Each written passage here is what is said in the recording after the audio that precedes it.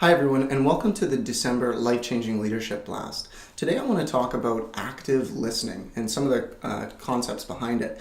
So one of the things that makes active listening difficult is that we're usually pressed for time in the workplace. So we're usually trying to be as efficient in our communication as possible.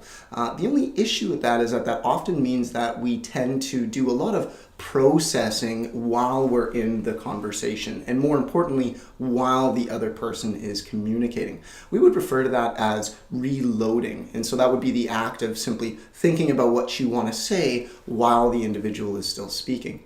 One of the ways that we can avoid doing this is simply to remember that when we are thinking and the other person is still speaking, oftentimes we're going to miss very important things that individual is saying, and we also might not pick up on subtle clues like their body language or the tone in their voice. So one of the things we encourage leaders to do is simply to try and recognize when you're making assumptions or when you're trying to connect dots for the sake of efficiency, so that you can actually slow that thought process down or try and stop it altogether.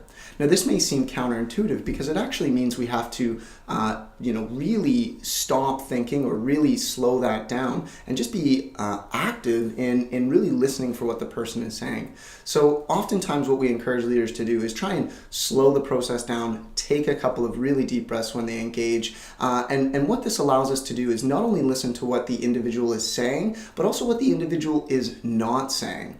Oftentimes we find that if we can do this successfully, that leaders can really find ways to engage with their employees and have much more meaningful conversations. So until next time, what I would encourage you to do, take a couple of deep breaths in the conversation, try to make time for the conversation, and listen for those subtle clues in their tone of voice and even in their body language when working one-on-one with individuals.